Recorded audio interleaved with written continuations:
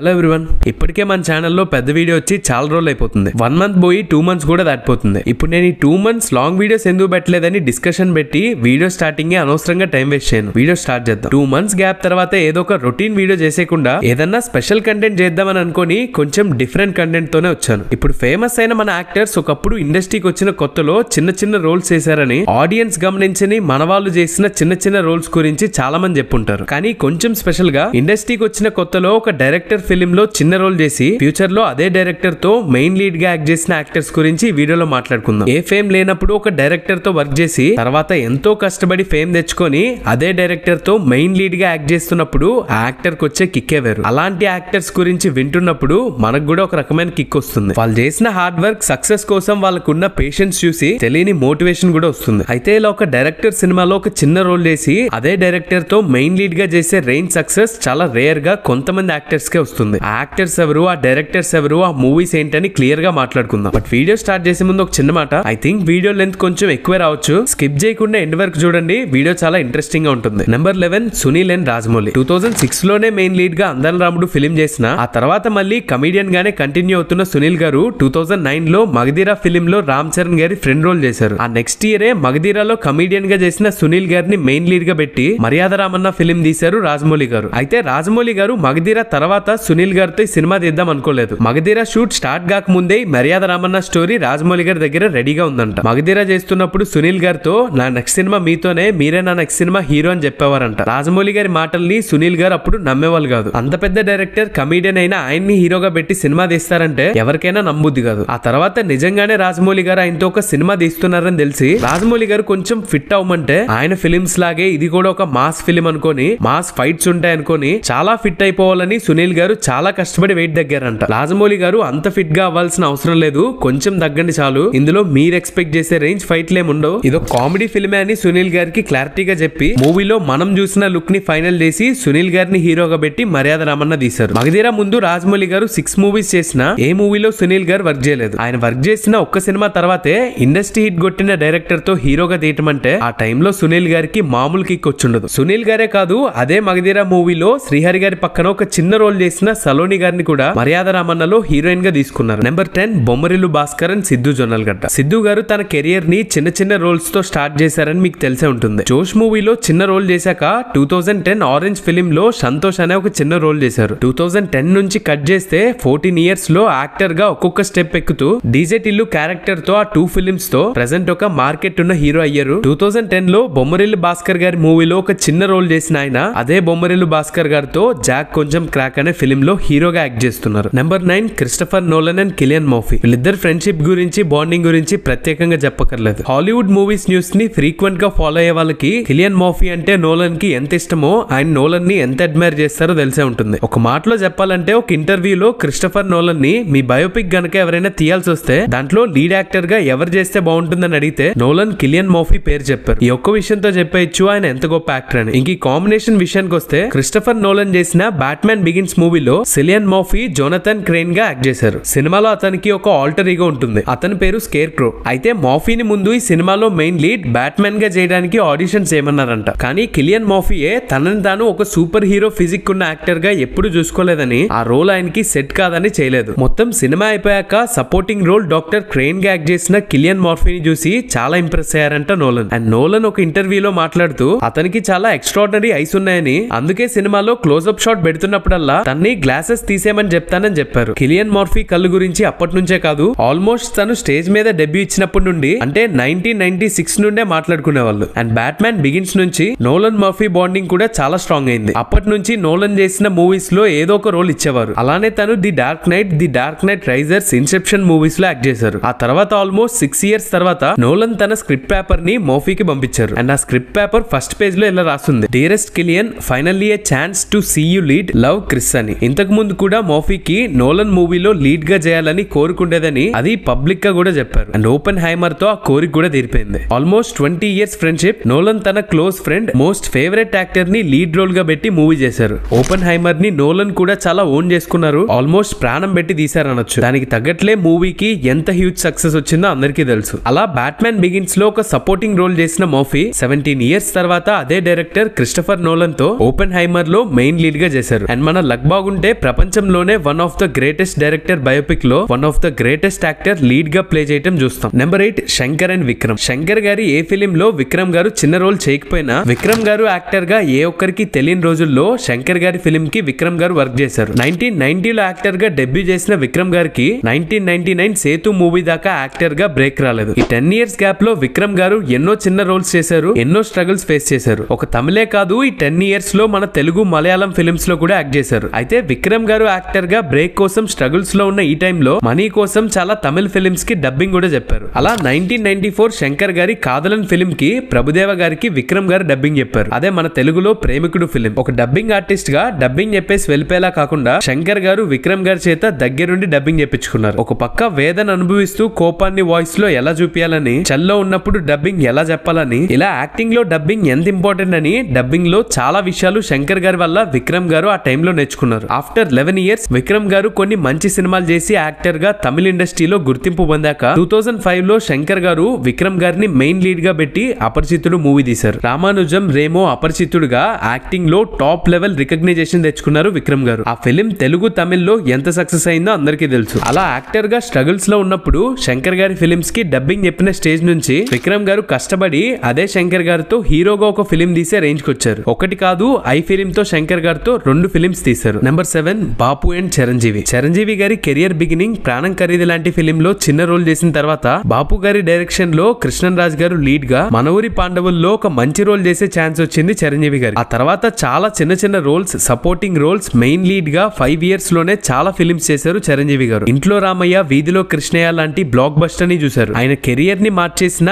ఖైదీ లాంటి super success తర్వాత మన ఊరి పాండవులు రిలీజ్ కి 5 years తర్వాత 1983 లో మంత్రి గారి వియంకుడు అనే మూవీతో బాపు గారి డైరెక్షన్ లో ఒక సపోర్టింగ్ రోల్ చేసి అదే డైరెక్టర్ తో 5 years లో సక్సెస్ఫుల్ యాక్టర్ గా మెయిన్ లీడ్ గా యాక్ట్ చేసే రేంజ్ కి వచ్చారు చిరంజీవి గారు. నెంబర్ 6 మణిరత్నం అండ్ అరవింద్ స్వామి. అరవింద్ స్వామి గారు యాక్టర్ కంటే ముందు డాక్టర్ అవుదాం అనుకున్నారు. ఆయన చదువుకునే టైంలో పాకెట్ మనీ కోసం మోడలింగ్ చేసేవారంట అరవింద్ స్వామి గారు. ఒక రోజు మణిరత్నం గారు అరవింద్ స్వామి గారిని ఒక అడ్వర్టైజ్మెంట్ లో చూసి ఆయన కాల్ చేసి తలపతి ఫిలిం ఆడిషన్స్ కి పిలిపించారు. తలపతి ఫిలిం లో రజనీకాంత్ గారి తమ్ముడుగా కలెక్టర్ అర్జున్ రోల్ లో అరవింద్ స్వామి గారు పర్ఫెక్ట్ అని ఆడిషన్స్ ఇచ్చిన 2 weeks లోనే షూటింగ్ కి రమ్మన్నారంట మణిరత్నం గారు. స్ట్రాంగ్ బిజినెస్ ఫ్యామిలీ బ్యాక్గ్రౌండ్ ఉన్న అరవింద్ స్వామి గారు డాక్టర్ అవుదాం అనుకుని ఇలా మణిరత్నం గారి ఫిలిం ఛాన్స్ వచ్చేసరికి మిస్ చేసుకోకుండా తలపతి ఫిలిం చేశారు. ఆ నెక్స్ట్ ఇయరే తలపతి ఫిలిం లో కలెక్టర్ గా చేసిన అరవింద్ స్వామి గారిని మెయిన్ లీడ్ గా పెట్టి రోజా ఫిలిం తీశారు మణిరత్నం గారు. ఇలా యాక్సిడెంటల్ యాక్టర్ అయిన అరవింద్ స్వామి గారి కెరియర్ బిగినింగ్ లోనే తలపతి ఫిలిం లో ఒక రోల్ చేయటం, ఆ నెక్స్ట్ ఇయరే మణిరత్నం గారి ఫిలిం లో మెయిన్ లీడ్ గా యాక్ట్ చేసే ఛాన్స్ దొరికింది అరవింద్ స్వామి గారికి. ఆఫ్టర్ 3 years మళ్ళీ అరవింద్ స్వామి గారు హీరోగా బొంబాయి అనే ఫిలిం ని కూడా తీశారు మణిరత్నం గారు. ఇలా కెరియర్ బిగినింగ్ ఏ మణిరత్నం గారితో హ్యూజ్ సక్సెస్ ని చూశారు అరవింద్ స్వామి గారు. ఇండస్ట్రీ నుంచి అరవింద్ స్వామి గారు చాలా ఇయర్స్ గ్యాప్ తీసుకున్నా కూడా ఆయన సెకండ్ ఇన్నింగ్స్ ని స్టార్ట్ చేసింది కూడా మణిరత్నం గారు. ఆయన డైరెక్షన్ లో వచ్చిన కడల్ ఫిలిం లో చాలా ఇయర్స్ గ్యాప్ తర్వాత మళ్ళీ అరవింద్ స్వామి గారిని మూవీస్ లోకి తీసుకొచ్చారు. ఇక తర్వాత ఆయన కంబ్యాక్ ఎలా ఇచ్చారనేది అందరికీ తెలుసు. అలా మణిరత్నం గారి మూవీలో ఒక రోల్ తో కెరియర్ బిగిన్ చేసిన అరవింద్ స్వామి గారు అదే మణిరత్నం గారితో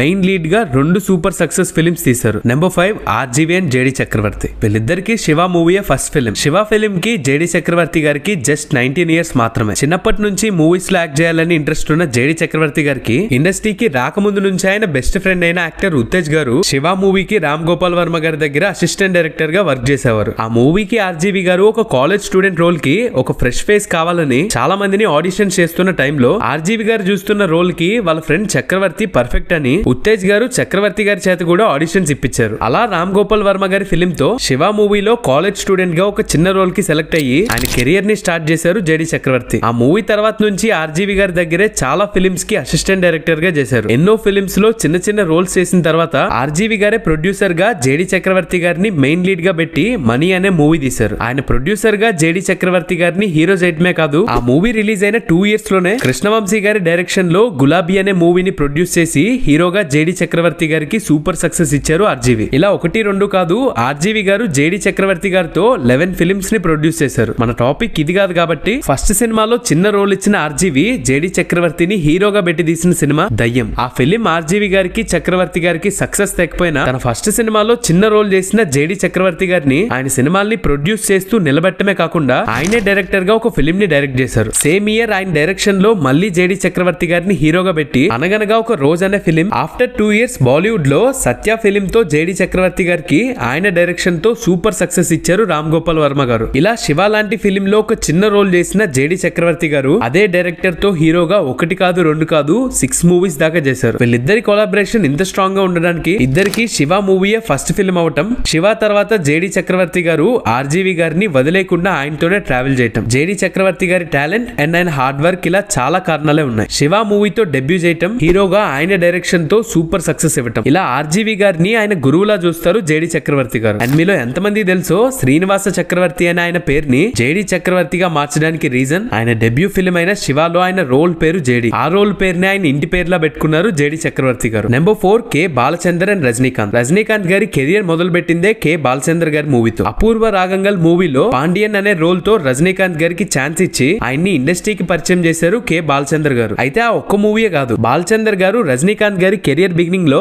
చాలా ఫిలిమ్స్ లో రజనీకాంత్ గారికి చిన్న చిన్న రోల్స్ ఇస్తూనే ఉండేవారు. తమిళ్లోనే కాదు కన్నడ ఫిలిమ్స్ లో కూడా కొన్ని రోల్స్ చేశారు రజనీకాంత్ గారు. ఆ తర్వాత 1978 లో చిన్న చిన్న రోల్స్ చేస్తున్న రజనీకాంత్ గారిని మెయిన్ లీడ్ గా పెట్టి కన్నడ ఇండస్ట్రీలో తప్పిడ తల అనే మూవీని తీశారు కే బాలచందర్ గారు. మీకు తెలుసో లేదో రజనీకాంత్ గారు తమిళాన్ కాదు, ఆయన ఒక కన్నడిగన్. బైలింగ్వల్ గా కన్నడతో పాటు తమిళ్లో కూడా ఈ ఫిలిం ని రిలీజ్ చేశారు. ఆ మూవీ తర్వాత రజనీకాంత్ గారు చాలా మూవీస్ తీశారు. బిల్లా లాంటి ఫిలిం తో తమిళ ఇండస్ట్రీ గుర్తించి యాక్టర్ అయ్యారు. 2 ఇయర్స్ తర్వాత 1980 లో రజనీకాంత్ గారిని మెయిన్ లీడ్ గా పెట్టి ఈసారి తమిళ్లో తిల్లు మల్లు అనే మూవీ తీసి రజనీకాంత్ గారికి బ్లాక్ బస్టర్ హిట్ ఇచ్చారు కే బాలచందర్ గారు. అలా అపూర్వ రాగంగల్ తో బాలచంద్ర గారి ఫిలిం లో ఒక చిన్న రోల్ తో మొదలయ్యి ఆయన ఎన్నో ఫిలిమ్స్ లో సపోర్టింగ్ రోల్స్ చేసి ఆయన డైరెక్షన్ లో హీరోగా 2 ఫిలిమ్స్ చేశారు రజనీకాంత్ గారు. చిన్న రోల్ నుంచి హీరోగా చేసేదాకా రజనీకాంత్ గారు ఎంతో కష్టపడ్డారు. అండ్ శివాజీరావు గైక్వాడ్ అనే పేరుని రజనీకాంత్ గా మార్చింది కూడా కే బాలచందర్ గారు. యాక్టర్ గా రజనీకాంత్ గారిని ఇంట్రడ్యూస్ చేయడమే కాదు, కెరియర్ బిగినింగ్ లో రజనీకాంత్ గారికి ఇంత సపోర్ట్ చేసి ఇప్పుడు రజనీకాంత్ గారు సూపర్ స్టార్ అవ్వడానికి ఆయన కూడా ఒక కారణమయ్యారు K Balachander garu. Number 3 Rajendra Prasad and Vamsi. Rajendra Prasad garu కూడా కెరియర్ బిగినింగ్ లో ఒక యాక్టర్ అవ్వడానికి చాలా కష్టపడ్డారు. డైరెక్టర్ వంశీ గారి ఫస్ట్ ఫిల్మ్ అయిన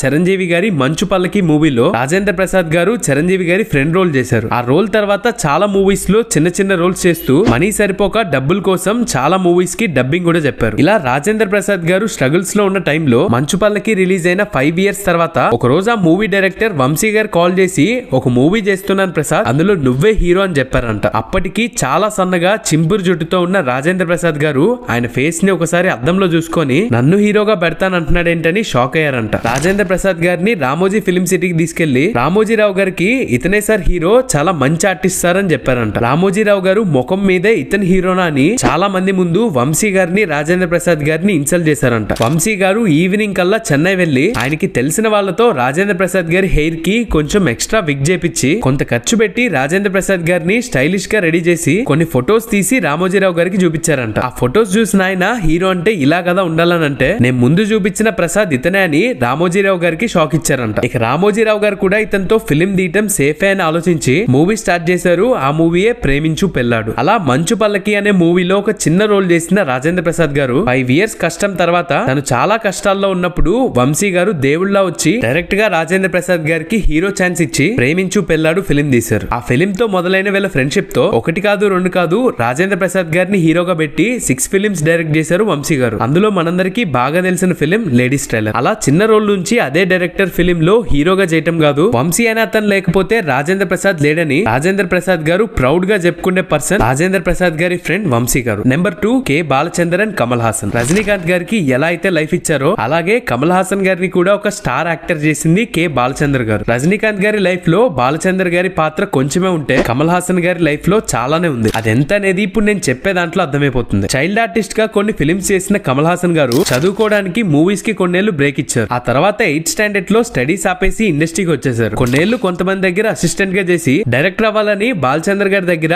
అసిస్టెంట్ డైరెక్టర్ ఛాన్స్ కోసం ట్రై చేస్తున్న టైంలో ఒక 10 days కమల్ హాసన్ గారిని ఆయనతోనే ఉంచుకున్నారు. 10 days తర్వాత కమల్ హాసన్ గారిని చూసి నువ్వు డైరెక్టర్ కాదు యాక్టర్ అవ్వు, పెద్ద స్టార్ అవుతావు అని చెప్పారంట. లేదు సార్ నేను డైరెక్టర్ అవుతాను, కెమెరా వెనకాల ఉంటమే నాకు ఆనందం అని నన్ను మీ దగ్గర అసిస్టెంట్ గా చేర్చుకోండి అని అడిగితే నువ్వు షూటింగ్ కి ఆటో రిక్షాలో రావాలనుకుంటున్నావా కార్ లో రావాలనుకుంటున్నావా అని అడిగారంట. కార్ లోనే రావాలనుకుంటున్నానని చెప్తే అయితే యాక్టర్ అవ్వు, డైరెక్టర్ అవ్వాలనుకుంటే నువ్వు రిక్షా ఆటోలో రావాల్సిందే అని బాలచందర్ గారు చెప్పారంట. ఇలా కమల్ హాసన్ గారికి యాక్టింగ్ పై ఇంట్రెస్ట్ లేకపోయినా బలవంతంగా ఆయన డైరెక్ట్ చేస్తున్న అరంగ్యాట్రం అనే మూవీలో 18 years ఉన్న కమల్ హాసన్ గారికి ఒక తమ్ముడు రోల్ ఇచ్చి కమల్ హాసన్ గారు యాక్టింగ్ పైనే దృష్టి పెట్టేలా చేశారు బాలచందర్ గారు. ఆ మూవీయే కాదు ఇంకొక 3-4 బాలచందర్ గారి మూవీస్ లో సపోర్టింగ్ రోల్స్ చేశారు కమల్ హాసన్ గారు. 1975 కి మన్మథ లీలై అనే మూవీతో బాలచందర్ బాలచందర్ గారి డైరెక్షన్ లో మెయిన్ లీడ్ గా యాక్ట్ చేశారు కమల్ హాసన్ గారు. అక్కడతో స్టార్ట్ అయ్యి ఆ తర్వాత ఒక్క తమిళ్లోనే బాలచందర్ గారి డైరెక్షన్ లో కమల్ హాసన్ గారు హీరోగా 6 మూవీస్, తెలుగులో మరో చరిత్ర, ఇది కథ కాదు, ఆకల్ రాజ్యంతో 3 ఫిలిమ్స్, హిందీలో 3 ఫిలిమ్స్. ఇలా వీళ్ళిద్దరి కాంబినేషన్ లో ఒక్క తమిళ్లోనే కాదు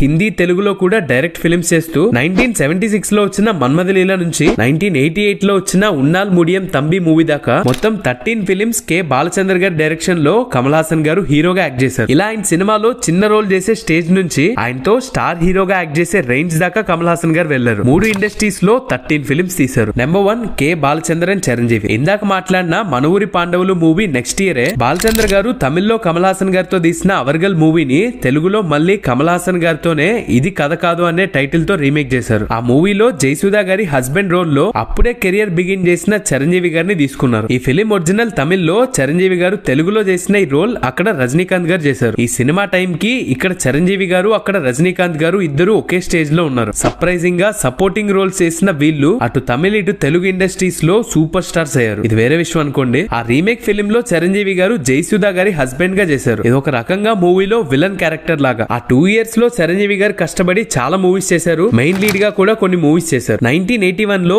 ఇది కథ కాదు మూవీలో సపోర్టింగ్ రోల్ చేసిన చిరంజీవి గారిని హీరోగా పెట్టి 47 రోజులనే మూవీ తీశారు కె బాలచందర్ గారు. ఆ నెక్స్ట్ 7 ఇయర్స్ తర్వాత మళ్ళీ బాలచందర్ గారు చిరంజీవి గారితో ఇంకొక ఫిలిం తీశారు. ఈ ఫిలిం బాక్స్ ఆఫీస్ ని సాటిస్ఫై చేయలేకపోయినా చిరంజీవి గారి కెరియర్ లో చాలా మంది ఆయన ఫ్యాన్స్ కి, కొంతమంది TFI ఆడియన్స్ కి ఇది ఒక స్పెషల్ ఫిలిం రుద్రవీణ. ఇలా కెరియర్ బిగినింగ్ లో బాలచంద్ర గారి ఫిలిమ్స్ లో సపోర్టింగ్ రోల్స్ చేసిన ఆయన అదే బాలచంద్ర గారితో 2 మూవీస్ హీరోగా యాక్ట్ చేశారు. ఈ వీడియోలో మాట్లాడుకుంటున్న కాన్సెప్ట్ లో చిరంజీవి గారి ఫిలిమ్స్ లో ఇద్దరు డైరెక్టర్స్ తో జరిగింది కాబట్టి ఈ లిస్ట్ లో చిరంజీవి గారిని ఫస్ట్ ప్లేస్ లో పెట్టాను. ఇంకా దేని గురించి కాదు. లిస్ట్ లో ఉన్న ప్రతి ఒక్కరు కష్టపడి చిన్న రోల్స్ తీసిన డైరెక్టర్ తోనే హీరోగా యాక్ట్ చేసే స్టేజ్ కి వచ్చారు. ఎవరికి ఎవరు తక్కువ కాదు. 11 మూవీస్ గురించి ఒక్క వీడియోలోనే చెప్పేసరికి వినే మీలో కొంతమందికైనా బోర్ కొట్టుంటుంది. 11 మూవీస్ ఉన్నాయి కదా 2 పార్ట్స్ వీడియో చేద్దామని నాకు అనిపించింది. కానీ ఎందుకో అన్ని మూవీస్ ని ఒక వీడియోలోనే చెప్పేద్దాం అనిపించింది. ఈ 11 యాక్టర్స్ గురించి నేను స్క్రిప్ట్ రాసి వీడియో చేస్తున్నప్పుడు వాళ్ళ గురించి వాళ్ళు చేసిన హార్డ్ వర్క్ ని తెలుసుకుంటూ ఉంటే చాలా ఇన్స్పైరింగ్ అనిపించింది. ఒక డైరెక్టర్ కింద చిన్న రోల్ చేసి అదే డైరెక్టర్ తో హీరోగా చేయాలంటే చాలా కష్టం. వాళ్ళు ఇచ్చిన చిన్న రోల్ లోనే ఆ డైరెక్టర్ కంట్లో పడాలి. వాళ్ళకున్న టాలెంట్ డైరెక్టర్ గుర్తించేలా చేయాలి. కమల్ హాసన్ గారు, రజనీకాంత్ గారు చిరంజీవి గారికి చిన్న చిన్న రోల్స్ ఇచ్చి లేటర్ వాళ్ళనే మెయిన్ లీడ్ గా పెట్టి సినిమా తీసే అంత మంచి హార్ట్ ఉన్న కె బాలచందర్ గారు లాంటి డైరెక్టర్స్ కూడా ఉండాలి. తన ఫ్రెండ్ ని అవమానించారని స్టైలిష్ మేక్ ఓవర్ తో ప్రొడ్యూసర్స్ ని ఒప్పించి మరీ మూవీ చేసిన వంశీ గారు లాంటి ఫ్రెండ్ ఉండాలి. చిన్న రోల్స్ లో చేసిన యాక్టర్స్ టాలెంట్ గుర్తించి వాళ్ళకి మెయిన్ లీడ్ గా ఛాన్స్ ఇచ్చిన రాజమౌళి గారు, మణరత్నం గారు, RGV గారు, బాపు గారు లాంటి మంచి వాళ్ళు ఉండాలి. సినిమానే లైఫ్ అనుకొని వచ్చి సక్సెస్ కోసం కష్టపడ్డా ఇప్పుడు మనం మాట్లాడుకున్న యాక్టర్స్ అందరి నుంచి మనం చాలా నేర్చుకోవాలి. నేను మాట్లాడుతుంది ఫిలిం ఇండస్ట్రీ గురించి కాదు. మనం డ్రీమ్ చేసే ఏ పొజిషన్ కైనా సిన్సియర్ గా కష్టపడితే హీరోస్ లాగే మన లైఫ్ లో కూడా ఏదో ఒక మ్యాజిక్ జరుగుతుంది. మన జనరేషన్ కి అనుకున్నది సాధించేదాకా కష్టపడాలనే పేషెన్స్ కొన్ని ఇయర్స్ కాదు కొన్ని మంత్స్ కూడా ఉండట్లేదు. నెలలు గడిచే లోపు వాళ్ళ గోల్స్ ని, డ్రీమ్స్ ని చేంజ్ చేసేసుకుంటున్నారు. చిన్న రోల్స్ చేసినా వాళ్ళలోని టాలెంట్ ని డైరెక్టర్స్ గుర్తించేలా చేసి ఫ్యూచర్ లో వాళ్ళతో మెయిన్ లీడ్ గా యాక్ట్ చేసే పొజిషన్ కి యాక్టర్స్ ఎలా అయితే వెళ్లారో అదే పేషెన్స్ తో,